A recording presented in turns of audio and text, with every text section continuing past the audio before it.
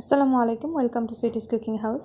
দেখতেই পাচ্ছেন এখানে আমি মোমো তৈরি করেছি আর চিকেন রোল। এটি হচ্ছে vegetable with chicken egg rolls. এখানে আমি কিমা নিয়ে নিয়েছি, মুরগির মাংস, আর দিয়ে দিচ্ছি সাথে গাজর কুচি। এখানে ফুলকপি গ্রেন্ড করা আছে, সাথে পেঁয়াজের ঠোস, পরিমাণ মতো লবণ, আর একটু এলাচ দারচিনি গুঁড়ো, আর এই ম্যাগি মশলাটা দিয়ে সাথে দিয়ে দিচ্ছি ধনেপাতা কুচি, আর দিয়ে দিচ্ছি পেঁয়াজ কুচি, টমেটো কুচি। আপনারা চাইলে আরও কিছু সবজি অ্যাড করতে পারেন আপনাদের ইচ্ছে মতো, ক্যাপসিকাম, এগুলো আমার কাছে এগুলো ছিল, আমি জাস্ট ঘরে থাকা জিনিস দিয়ে বানাচ্ছি। সাথে দিয়ে দিচ্ছি আমি টমেটো সস। আমি একটু ভালো করে মিক্স করে নেব। মিক্স করার পর আমি এখানে দিয়ে দিচ্ছি আবার একটু মরিচের গুঁড়ো আর একটু হলুদের গুঁড়ো। এই তো এখন আমি একটু ভেজে নেব। অনেকে কাঁচা কাঁচা দিয়ে খায়, কাঁচা এইভাবেও দেওয়া যাবে আর একটু ভেজে নেওয়া যাবে। আমি ভেজে খাই, তাই ভেজে নিয়েছি। আর এখানে আমি মোমো তৈরির জন্য আগে থেকেই ছোটো ছোটো রুটি করে নিয়েছি। এটা আমি একসাথে একটা বড় রুটি বেলে তারপর একটা বয়ামে মুখা দিয়ে কেটে নিয়েছি। আপনারা চাইলে ছোটো ছোটো লেচি করে নিতে পারেন। এই তো মোমো তৈরি হয়ে গেছে। এটা তো খুব ইজি, জানেন এটা কীভাবে প্রসেস করতে হয়। এখন আমি এটা দেখাচ্ছি আপনাদের।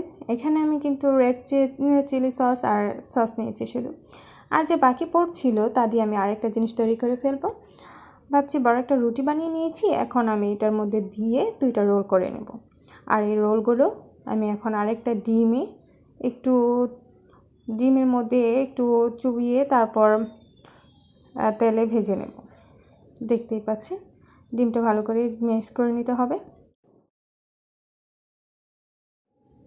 একটু লো হিটে জাস্ট এপিট ওপিট খুব সুন্দর করে লাল লাল করে ভেজে নিতে হবে, এতে কিন্তু খুব মজা হবে।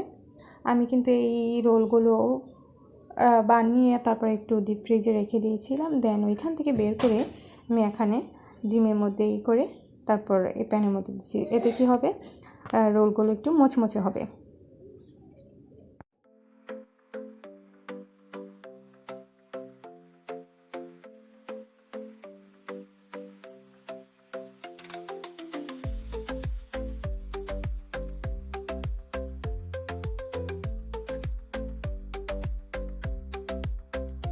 সুন্দর করে লাল লাল করে ভেজে নিতে হবে। জাস্ট এইটুকুই কাজ। খুব সহজ একটা রেসিপি, আপনারা বাসায় অবশ্যই ট্রাই করে দেখবেন। আমি কিন্তু সবসময় চেষ্টা করি আপনাদের সহজ সহজ রেসিপি দেওয়ার জন্য।